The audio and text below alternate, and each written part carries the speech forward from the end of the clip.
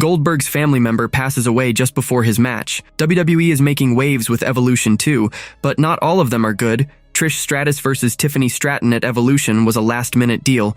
Jim Ross attacks modern wrestling announcers for talking too much. Pat McAfee's full-time WWE days are done.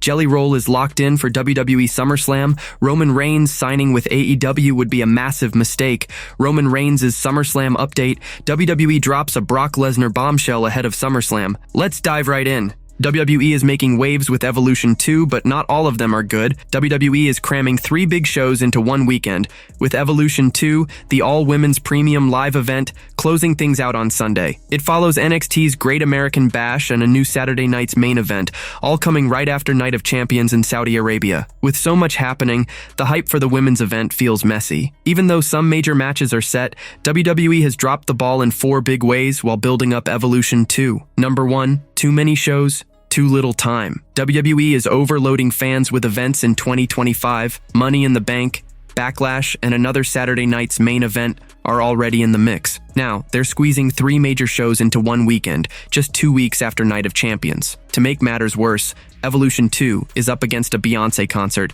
happening the same night in Atlanta, just minutes from the venue. Plus, AEW's All In is set for Saturday, so fans might be worn out or choose something else to watch. Number 2, Jade Cargill versus Naomi. Round 2. Jade Cargill and Naomi are clashing again. Even after their big WrestleMania match, Naomi keeps going after the Storm, attacking her on SmackDown after Cargill's Queen of the Ring win. The matchup works, but it traps WWE in a tough spot for Evolution. If Cargill wins, Naomi's reputation takes a hit, and it might signal a cash-in that night. If Naomi wins, she regains some momentum, but it'll likely involve cheating. WWE won't want their new Queen of the Ring to lose her first match after such a big victory. Number 3, messy match announcements. The tight schedule has led to a chaotic rollout of Evolution's matches. NXT Women's Champion Jacy Jayne only found out 2 weeks ago she's facing Jordynne Grace at the event. Meanwhile, Sky has barely shown up on Raw lately. She could have at least hit the ring before Night of Champions to declare her opponent for Evolution. Instead,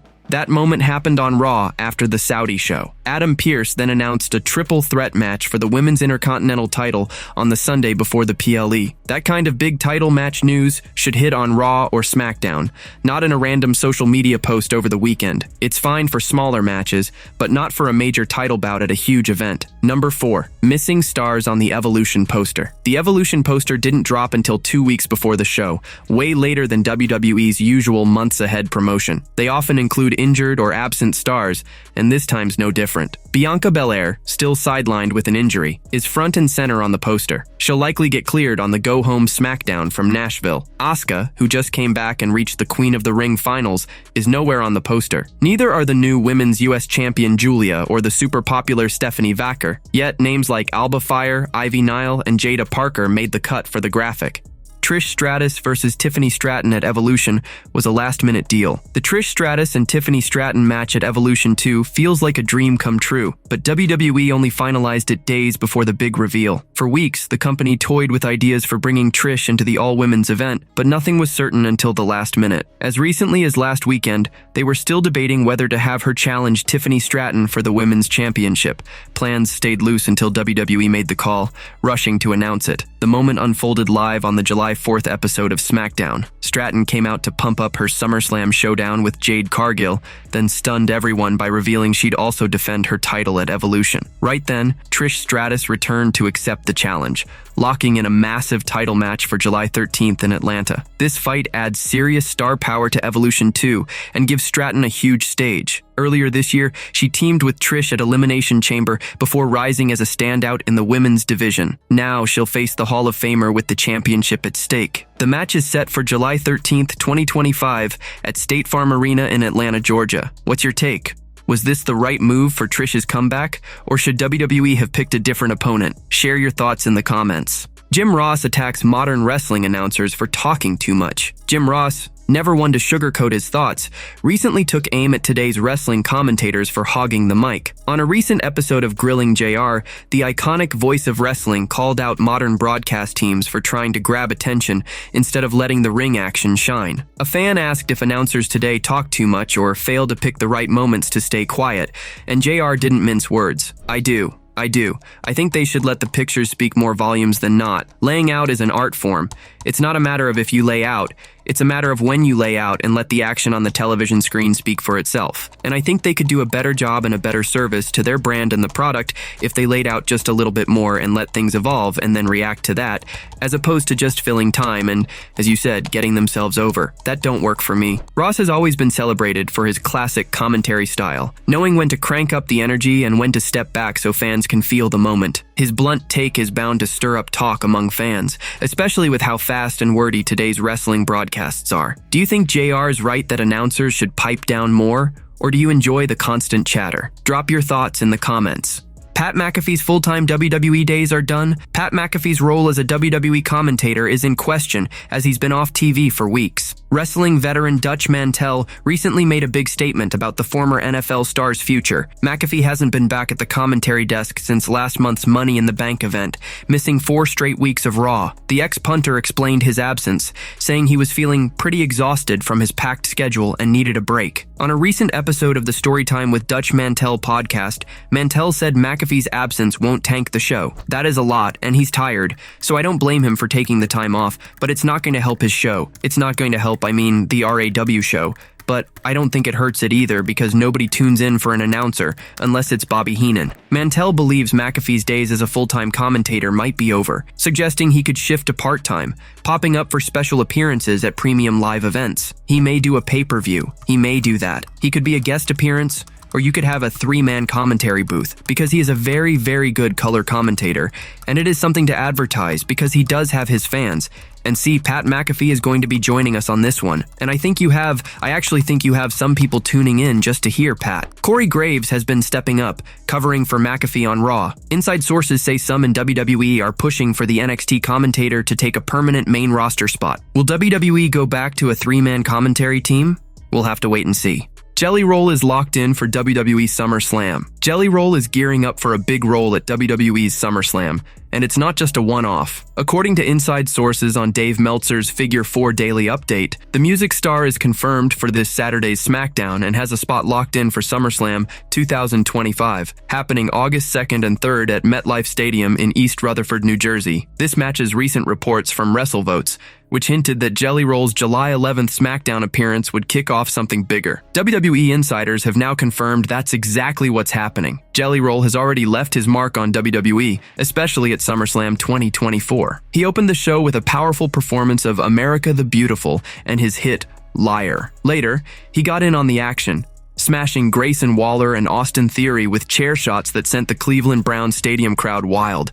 He even teamed up with the Awesome Truth for a 15-knuckle shuffle that had the place roaring. WWE was thrilled with Jelly Roll's energy and impact at last year's summer spectacle. He and Machine Gun Kelly also popped up in a segment announcing the event's attendance, boosting the show's star power. Jelly Roll has been vocal about his passion for WWE, saying there's unfinished business. With his tour schedule clear that weekend and WWE eager to bring him back, SummerSlam 2025 is shaping up to be his moment. His addition pumps even more excitement into an already loaded card at MetLife Stadium. Do you think Jelly Roll fits perfectly at WWE's biggest summer bash? Should he step into the ring or stick to show-stopping appearances?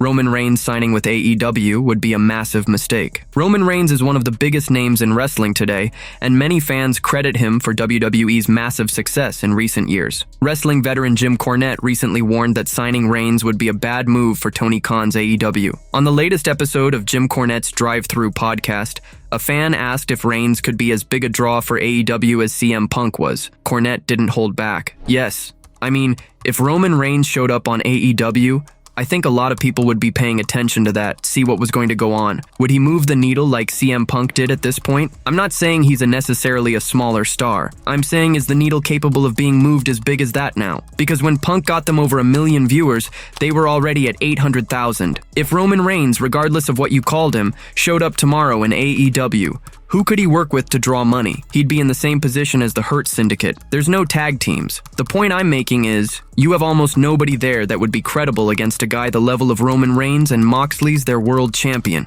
Can you see that match? The Tribal Chief is a megastar built by WWE, and it's hard to imagine him ever stepping into another wrestling company's ring. On the same podcast, Cornette stressed that AEW can sign anyone they want, but nabbing Reigns is out of reach. Everything that we know about AEW that they can sign any, of course they're not going to sign Roman Reigns. Can't possibly, but I don't see who they could bring in that at this point would make anything but a short-term curiosity difference, because then they'll end up immaterial like everybody else they bring in. Cornette pointed out that many of AEW's big signings have only sparked short-lived interest, fading fast. He believes Reigns in AEW would face the same fate with no one strong enough to match him in a way that truly pays off. Roman Reigns' SummerSlam update. Roman Reigns is gearing up for a major return to WWE, his first appearance since Braun Breaker attacked him on Raw after WrestleMania 41, where Breaker joined forces with Seth Rollins and Paul Heyman. WWE hasn't spilled the details on when the OTC will step back into the ring,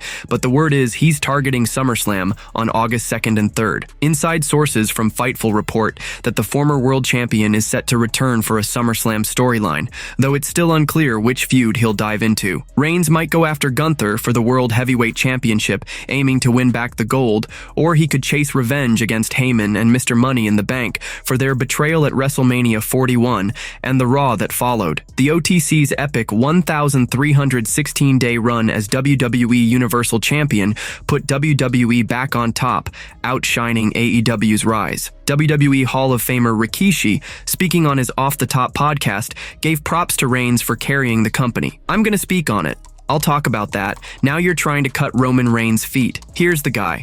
That main event, sick WrestleMania, 6 main events, and more to come, cause he still looked great. Sick. He can still draw. Y'all miss him. Y'all do the math every WrestleMania. What WWE and TKO and all, you do the math, that's a lot of money. That's a bunch of money. And guess whose face was on that leading that, Rikishi said. Even as a part-timer now, Reigns remains one of WWE's biggest stars, and his SummerSlam return is sure to make the events card even hotter. B drops a Brock Lesnar bombshell ahead of SummerSlam. Brock Lesnar's name has been mostly absent from WWE TV due to his legal troubles, but the company just made a bold move weeks before SummerSlam 2025. The Beast Incarnate last competed at SummerSlam 2023, facing Cody Rhodes in their final feud to date. Their trilogy saw Lesnar win at Backlash, Rhodes tie it up at Night of Champions, and a thrilling showdown at SummerSlam 2023. In that match, Rhodes dodged an F5, hit 3 straight crossroads, and pinned Lesnar. Afterward, the two shared a touching moment in the ring. Now, WWE has ranked this Rhodes vs. Lesnar clash as the 25th greatest match in SummerSlam history. This is a jaw-dropping decision for 2 reasons. First, WWE mentioned Lesnar despite his ongoing legal issues, and second, some argue the match deserved a higher spot on the list. On a recent episode of the Something to Wrestle podcast, wrestling icon JBL tossed out names for John Cena's potential final WWE opponent. I think Brock would be awesome. I also think Roman would be awesome. I think both those would be incredible matches, but I think The Rock. That's kinda it because The Rock kinda helped him turn heel. The Rock had done so much. Plus, The Rock's the biggest movie star in the frigging world. I guess, maybe the biggest star in the world. I don't know who's a bigger star than The Rock. I think The Rock would be great. It'll be worth watching to see if WWE brings Lesnar back for one last epic showdown with Cena this year. Goldberg's family member passes away just before his match. WWE Hall of Famer. Goldberg cherishes his family above all, including his wife's relatives. Tragically, sad news has struck as his father-in-law passed away. Wanda, Goldberg's wife, shared the loss on Instagram, saying their family is mourning her father, who died at 88 after a full and vibrant life. She felt grateful for the many years they had with him. Wanda described her dad as fun, witty, caring, adventurous, and sweet, with a special charm that drew people in. She noted that her parents would have marked their 61st wedding anniversary on July 14th. Wanda expressed her deep love, calling her father the best a family could hope for and a real-life hero who made superhero movies unnecessary. She shared photos of her dad, including some with Goldberg and their son Gage. Yesterday, the world lost an amazing man, our dad. He lived a long, wonderful life of 88 years, and I feel so blessed that we had him as long as we did. He was such a fun, witty, caring, adventurous, sweet man, and just had a magic quality about him that everyone gravitated toward. Mom and Dad would have celebrated their 61st wedding anniversary on July 14th. I love you, Dad. And I want to thank you for being the best dad a family could ever ask for. I didn't need to watch movies about superheroes. I was raised by one. I love you, Dad. We send our heartfelt condolences to Goldberg and his family for the loss of his beloved father-in-law. Losing someone so close is incredibly tough.